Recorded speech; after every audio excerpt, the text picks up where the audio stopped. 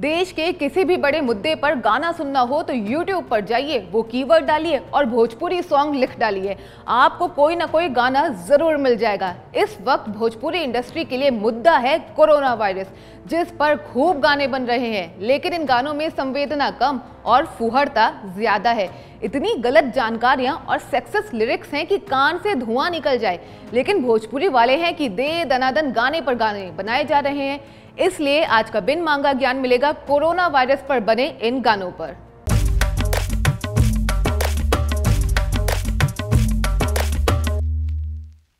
एक तो जब से कोरोना वायरस फैला है, देश के आधे से ज्यादा लोग वायरोलॉजिस्ट बन गए हैं।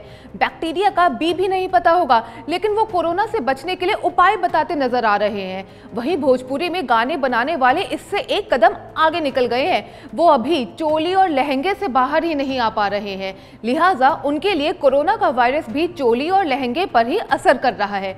अपने अश्लील गानों के लिए पूरी भोजपुरी इंडस्ट्री में मशहूर गुड्डू रंगीला का नया गाना आया है, लहंगे में वायरस कोरोना घुसलबा। इतने संवेदनशील मसले पर इतनी अश्लीलता की उम्मीद और किसी दूसरे गायक से थी भी नहीं, लेकिन इस मसले में उम्मीदों ने भी दम तोड़ दिया है। अवधेश प्रेमी को तो पायल के लहंगे में कोरोना वायरस दिख रहा है और गा दिया उन्होंने पायलवा के लहंगा में कोरोना वायरस। खुशबू उत्तम और प्रवीण उत्तम का कोरोना वायरस पर बना गाना हेलो कौन तो बताता है कि सांप का सूप और चमगादड़ खाने से कोरोना हुआ है, लिहाजा प्रेमिका ने प्रेमी से मिलने से इनकार कर दिया।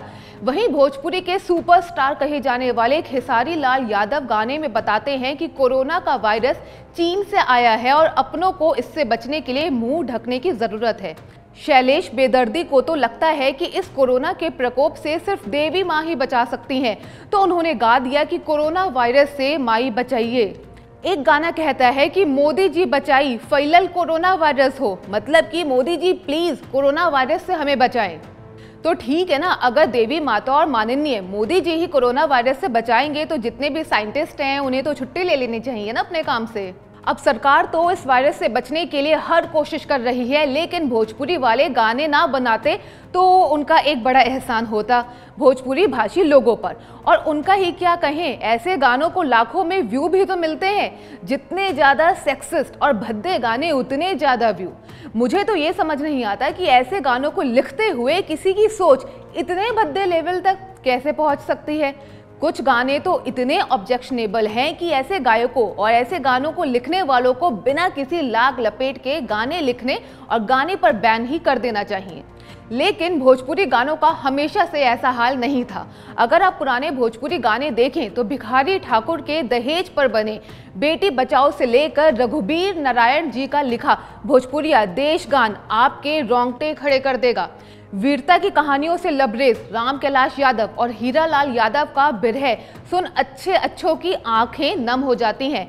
लेकिन अब की हालत ऐसी है कि थोड़े से पैसे और थोड़े से वीडियो व्यू के लिए भोजपुरी इंडस्ट्री इतना नीचे गिर गई है कि फिलहाल तो उसका कोई भविष्य नजर नहीं आता। गाने के ट्रैक पहले से ही बने होते हैं और कोई भी मुद्दा आया तो 2 घंटे के अंदर नया गाना बनकर YouTube पर अपलोड हो जाता है। संवेदना ना सही, कम से कम दिखावा तो थोड़ा बहुत कर ही सकते हैं, लेकिन भोजपुरी वाले वो भी नहीं कर रहे हैं। सिर्फ और सिर्फ फुहड़ता, और वो भी इतने संवेदनशील मसले पर। बाकी जाते जाते आपको बता दूं कि अभी तक भारत में कोरोना के कुल 28 केस सामने आए हैं, जिनमें से 3 ठीक हो चुके हैं और 25 का इलाज चल रहा है।